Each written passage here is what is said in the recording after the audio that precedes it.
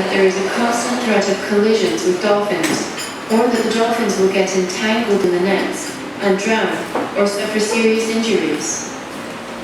Dolphins depend on sound to communicate, hunt for food, and avoid danger, but they are now subjected to underwater noise from construction, boats, and many other sources, including even military firing in the estuaries along the coast.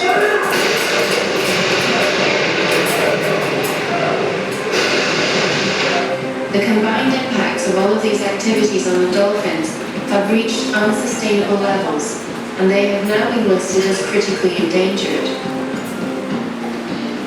There's enough information to list it as critically endangered, which is just one step away from extinction. It's the worst status any population can have.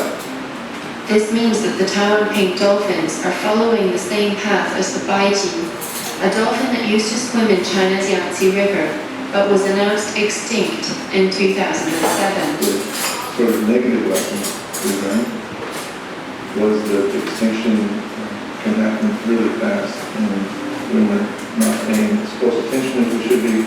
They're still here, and there is still time.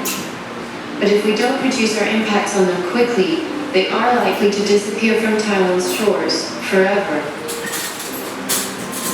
After many petitions and protests by local conservation groups, the government has started to hold meetings to discuss the impacts of human activities on the dolphins.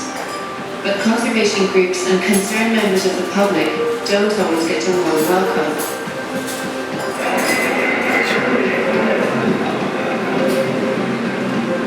Sometimes they aren't allowed into meetings. Other times they're simply not invited. 10月8号发通知，然后里面都没有帮忙，就是因为我们是苦主嘛，因为我们是产品的，所以麻烦下次开会的时候还是要跟我们中央的话，还是要帮我们实施的，可以列起来的。If they do get into the building, they often still have to stay in another room to watch the meeting on a screen. And if they do get into the meeting room, they rarely get more than 3 minutes to speak before they are stopped.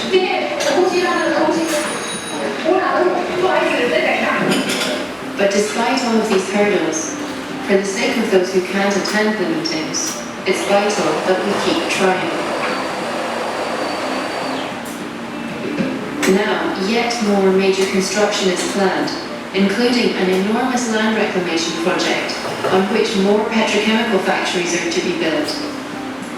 This is to be located right in the middle of the stretch of waters in which the dolphins live. This will effectively block their movement between the north and south parts of their habitat, splitting this one tiny critically endangered population into two and pushing them even closer towards extinction. The developers claim that the dolphins will be able to swim through a narrow channel between the new block of artificial land and the coast. There is even talk of bringing in dolphin trainers to train the dolphins to use the channel. But a similar development project in Hong Kong appears to have driven pink dolphins away. According to local people, pink dolphins used to be seen along the coast where Hong Kong's new international airport now stands. Now, according to Dr. Samuel Hong, an expert on Hong Kong's pink dolphins, they don't even swim into the channel that was left between the airport and the coast. For some reason, dolphins want to go into that narrow channel, which is not completely alive. Would you suggest that training dolphins to go into the channel might be a solution? It is absolutely impossible to align or to choose wherever you want to go. The health and survival of this small dolphin population are inextricably linked to the health of a vast proportion of Taiwan's west coast.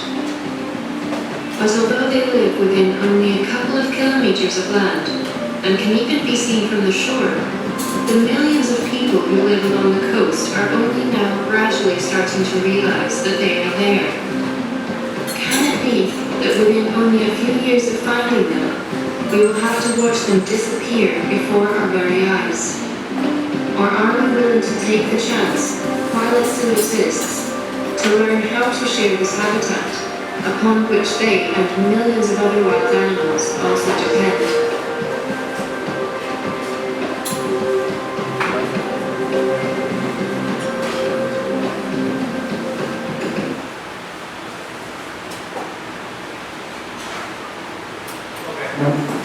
这个短短的影片，它